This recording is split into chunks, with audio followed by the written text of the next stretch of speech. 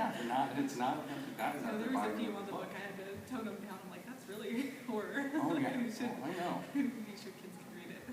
So how hands-on were you with the stories? Some of them I tried to be as hands-on as I could, but I had teams of editors take over, and they were more hands-on with their groups. I split everyone up in the groups, and the editors took them on from there and, gave them their schedule and everything like that. And they were fantastic. Everybody just really pulled together and did an amazing job. I'm still super impressed. There it is. I mean, it must feel great, that it actually... It's kind of still unreal finally actually just seeing it there because, for 8 months or 7 months or something like that, which is all online and, frantic, putting it together. And, well, it was fast. I mean, I don't know if people realize, but this is usually the kind of project that takes, a year or two, it's really something this big. But it's almost like just the outpouring itself of creating a book. It was amazing. And all the women on the book, you really have to give them a hand because every single one met their deadline. They just, and that was something a lot of people said they couldn't do. They said, oh, you have 170 women on there. You're going to have a really difficult time getting to meet your deadline. I'm like, oh, we'll see. They seem pretty excited. I think it'll go well. And they all did. So, that's pretty amazing. Well, that's a big reason why it was able to get done so fast. That everybody just pulled together and got their work in and stuff. So. Well, I think it's good. I mean, like I said, I think you kind of single-handedly sort of pointed to the fact that, there's women are, there's a lot of women who want to be creators as well as readers, and just in general that people are willing to step up and support comics like that, especially for your own books, something that's not a mainstream thing. Yeah, the support's pretty impressive. It's an amazing accomplishment. Yeah, it was just amazing because I thought it would be a long, steady march up to 25,000. I'm like, oh, I hope we make that number, but if we do, it's going to take all month. And then when that first $50 came in, I was really excited. I'm like, ooh, $50, it's 0.5% or something like that, and then it just whoop. I was watching Ray's Twitter that whole night. I think Ray was having a bigger coronary than anybody. Yeah. Oh my God! Oh my. Yeah, he was having strokes after stroke, pretty much just the excitement. So. And he is, well, I guess this is the first time you guys have done a convention apart. Yeah, it's the first convention away from my husband. So usually because he's an artist too, so we just usually have our tables together. Exactly. Yeah. We got married at one. You guys, they got married. Yeah, we just kind of realized finally. Yeah, we got married at in 09, I guess. So. Yeah. So it's pretty bad. I can't remember that. But so we just realized oh, I guess I'm leaving. I guess this is the first time we've been apart in 5 years or something. Yeah. So he's at home with the kids. That's right. But it is because literally it's like the good kind of runaway trip. Yeah. Project. He's been very supportive. I could not have done the work necessary on my part to get it done without him. He was wrangling the toddler while I was trying to send 50 emails and so he's very supportive. I can't imagine. But then he couldn't be in. No. I didn't even thank him in the back. I felt so bad. That's great. So, anybody have any questions or anything that they want to ask? Renae? I just want to ask if the book is for sale downstairs? Yeah. It just came out on Wednesday, actually, in comic shops, and actually at the IDW booth should have quite a few right now. So, yeah, it's out, and I guess... Do you have your booth as well? No, I don't have any. I probably should go pick some up from the booth. How much is it? It's $50, but depending where you buy it. Oh, really? Yeah, and all of the proceeds go to charity. So every quarter, all the proceeds come to IDW, and then they'll give it straight to Global Giving, and then we get to decide which charities we want to give it to at the time, because they change daily, So on top of everything, it's for charity? Mm-hmm. So hopefully we'll be able to help a whole lot of them before, Do you know what the charity? So you said it's sort of a hub charity that it goes to? Yeah, Global Giving is kind of like the Kickstarter for charities. It kind of digs out these grassroots charities that really need a lot of help promoting their need. And so this way it gives them a very professional way to, tell people about what they need. And they usually have very small goals because they really don't make that much money. So this way it's easy for people to give where it really matters. So wow. Yeah, and it was good that we ended up raising so much because we were able to get a lot more copies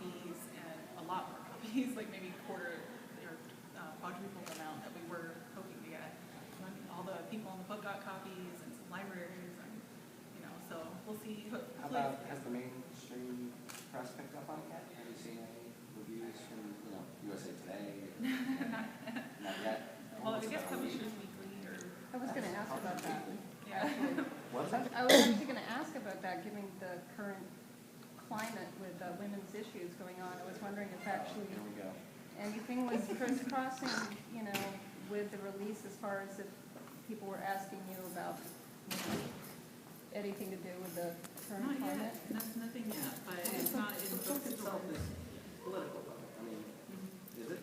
Or no, I didn't start it for any reason beyond to do something Right. positive. Yeah. So it wasn't like a, and it just so happened everything with DC kind of happened right the week after I started it. So I'm sure that kind of coincided with each other, but yeah, I didn't make it as like a slam towards any of the big companies. I remember that was the conversation we had, was because, you know, I've done, you know, there's a lot of those anthologies come out that, you know, the levity animals, and they're just sort of political, and they just, they're a little spotty sometimes if you just look at those. Glad you just picked a, Yeah, I just really meant it as something just positive and supportive, you know, so that's, hopefully it was fun for everybody on it too, so. yeah. Well, and I think you're sending out the message of support without having to, you know, overly political about it anyway. You're more likely to get people to read it. So how did you give the guideline for the theme?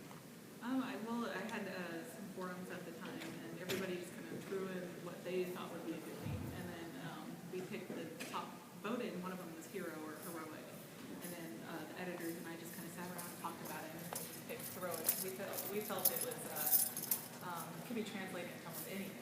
So, and there was a lot of different ways that people changed it. That's what I was going to say. That could really mean a lot of things. So did you have a, you know, set guidelines? Did you have anything you didn't want to see? Or, you know? I wanted it to be available for at least older kids to be able to pick it up and read it. The ones that are really getting into art and writing and needed that kind of direction, you know, or some kind of support maybe would inspire them hopefully to see that others, you know, are doing what they love to do. Is there? So, Would you let your kids look at it? yeah. Yeah. So it's family friendly. Yeah, it's pretty family friendly. Oh, that's good. I mean, it depends. I mean, like it's not Disney, you know, G-rated, but Yeah. it's not, you know, there's nothing too crazy Not in an there. Avatar book. Yeah. You know, so good. So, any more non-political questions? Monica? Anybody?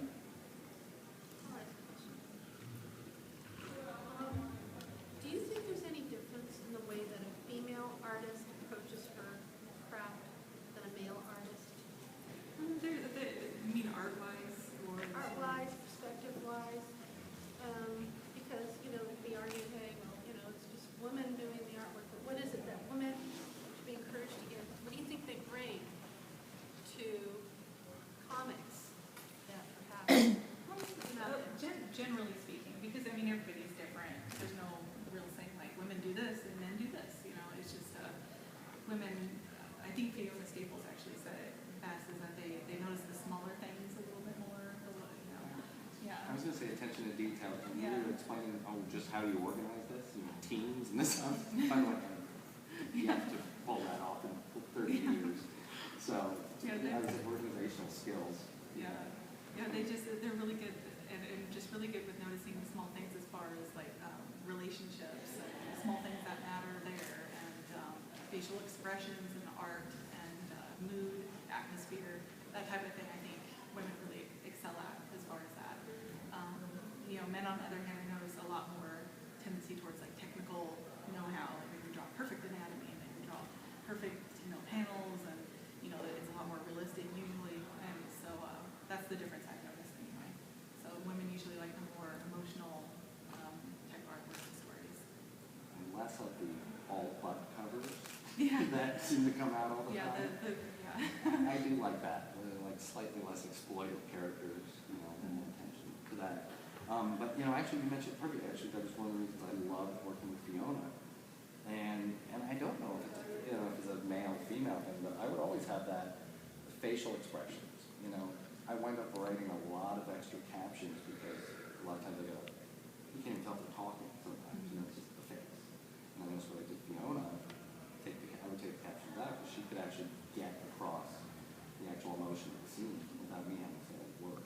Yeah, and she's amazing. I've seen her art. It's Yeah. just, women usually, you know, think about what is this character thinking about and really try to put it into their face. Yeah. And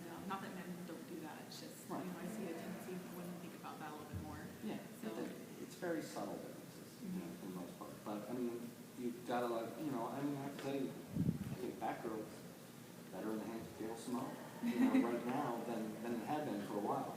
You know, because when you had just a lot of those books were turning into like S&M books, you know, for a while there. I was like, where's the character now that Gail has it? She just seems to have a lot more character. There's a lot more going on. It's always good to have somebody, I mean, like if you're writing a female character, then, you know, maybe the best person would be someone who has been one, you know, lived their life as a woman. But I mean, I'll always, It's happening.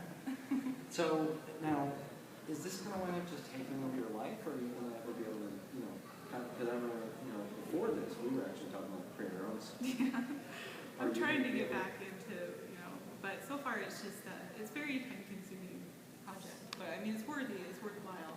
And luckily I have Laura, who's right now somewhere, I hope. But she's my assistant project manager, and she's been there with me. We've been just working every day on one aspect or another of this project. So far it hasn't slowed down yet. Yeah. So, well, it's not gonna. I mean, that's the thing about that, you know, because that's how I started that. I thought, oh, if I publish, that way I can write. I mean, it took me like 5 years to stop becoming a publisher. It takes over your life. yeah, yeah. It's just kind of I didn't realize exactly how much time it would take. Do you have? I mean, are there other projects? If you could, you know, say you didn't have that, and would you be more inclined to do like another Last Unicorn type project? Would you have stories of your own? I have some of both. I love doing my own versions of things that I love, like Aliens is my favorite movie, so I would love to draw an alien story. So I might try to pursue that at some point. And yeah, but yeah. People give me a hard time because I do those, you know, do the license things, but you know, the last one I did the thing. I get to draw John Carpenter's thing. I know. I get to draw it, I get to write It's it. really fun. Watch somebody else draw. But, you know, yeah, that kind of stuff. But as far as, yeah, your own voice and your own stories and that part of it. Yeah, my Womanthology story was about a superhero who's a little bit heavier than everyone else, and she discovers she's a superhero. So I did just a little short story in there, but she was something that I've been trying to slowly develop over the years.